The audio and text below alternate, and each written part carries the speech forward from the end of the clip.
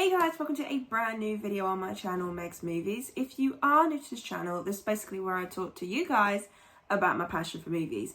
This goes from collections, hauls, reviews, and today's video, so let's get into it. Okay, so apologies in advance if you hear the washing machine in the background. I'm actually filming downstairs today. But yeah, so this video, I thought, why not, since we're in June, which is like the 6th month, which means we're halfway through the year, I thought, why not give you guys my top 10 favourite movies of the year so far. So this is just of the movies that I've seen, so things like Creed 3, Air, things like that, I haven't seen yet. So this is just from the movies that I've seen that I truly enjoy.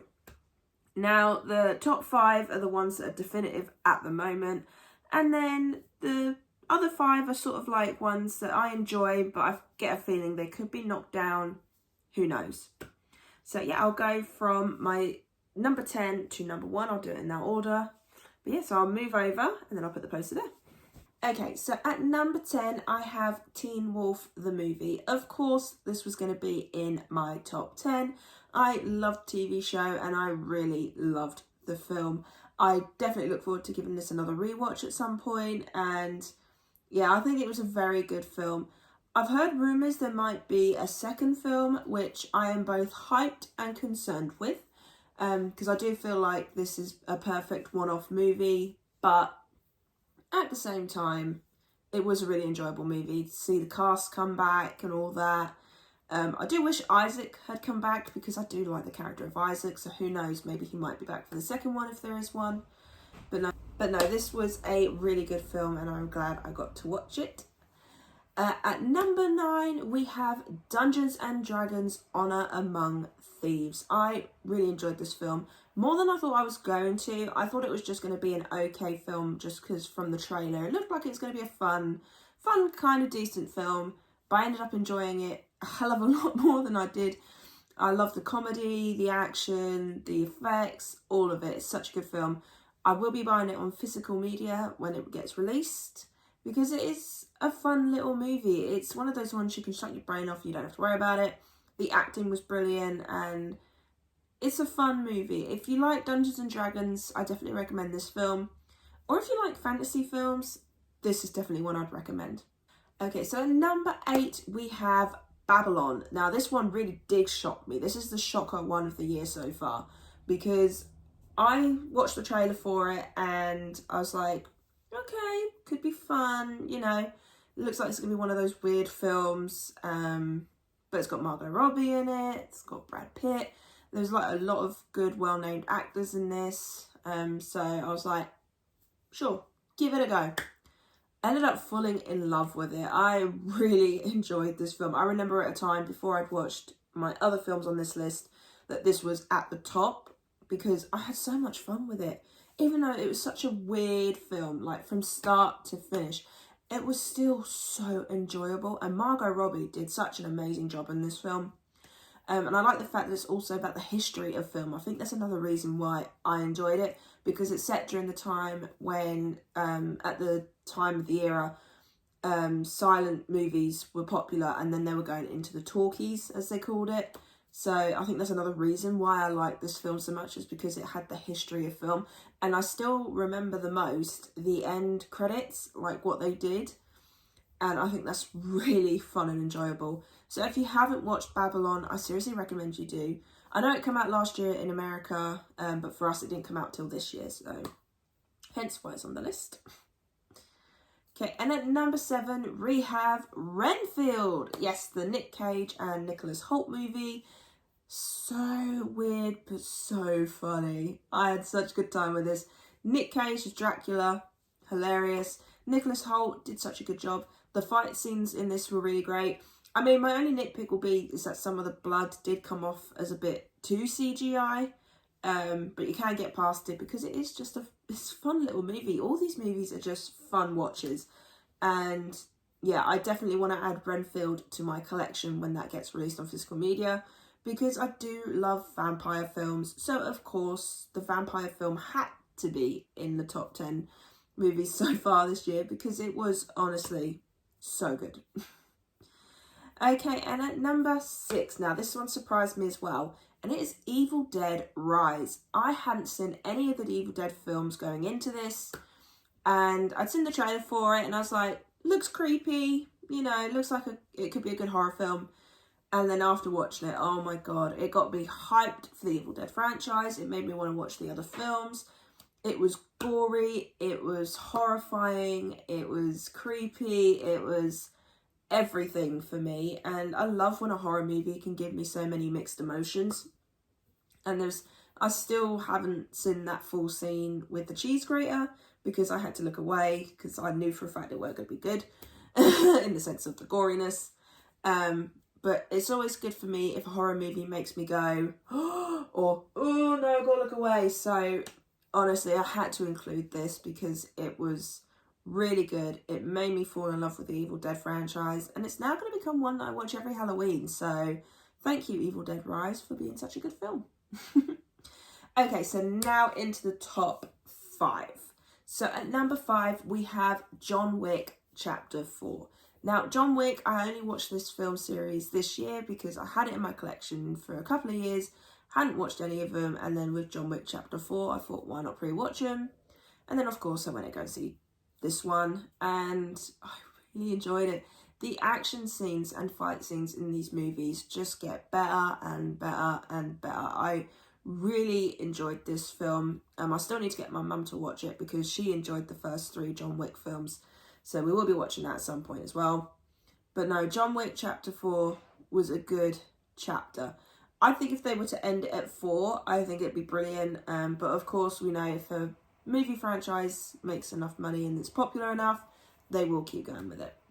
But I would happily watch Keanu Reeves kick some ass in another film, another 2 films, 3 films, whatever. I would definitely watch more of him.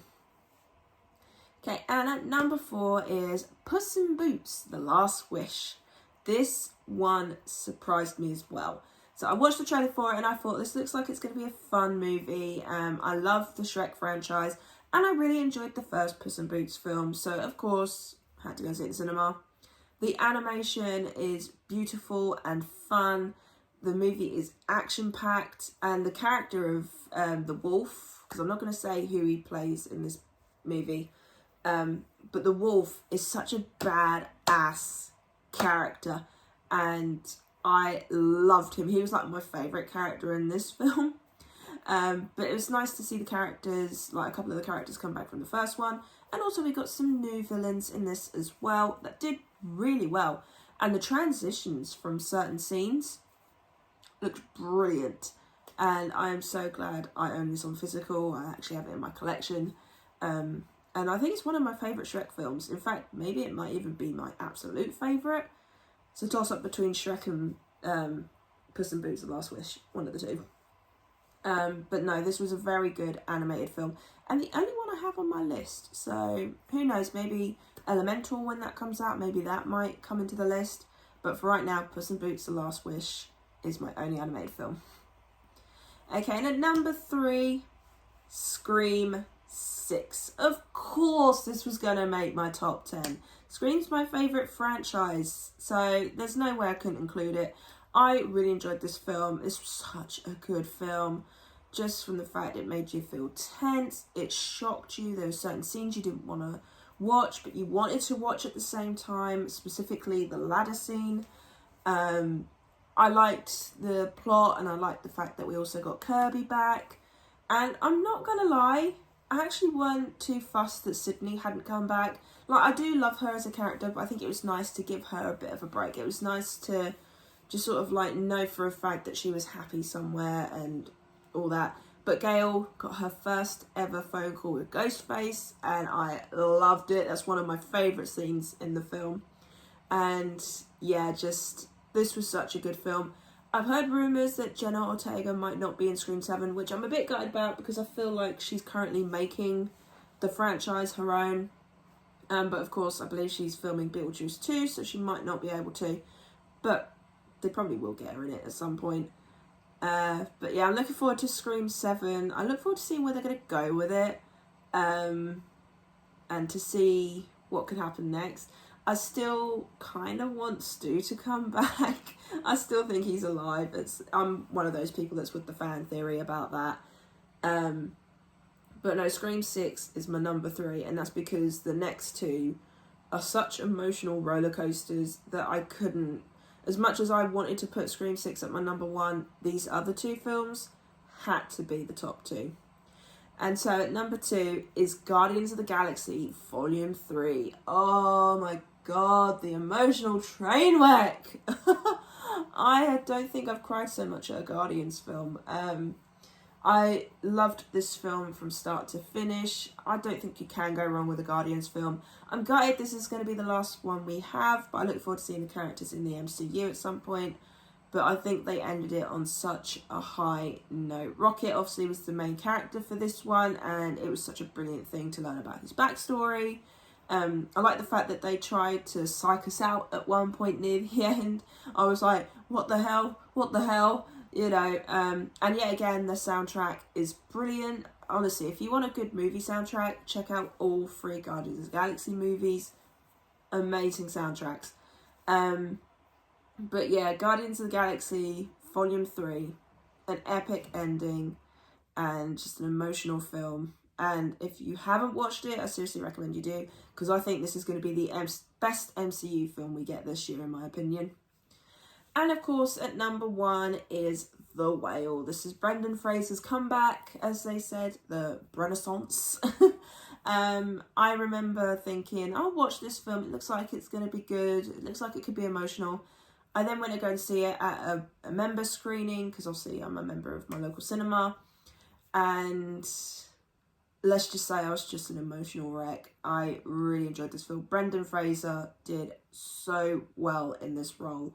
And this was such a good film. It was emotional, it was heart-wrenching, it was funny, it was dramatic. All the other characters in this did an amazing job as well.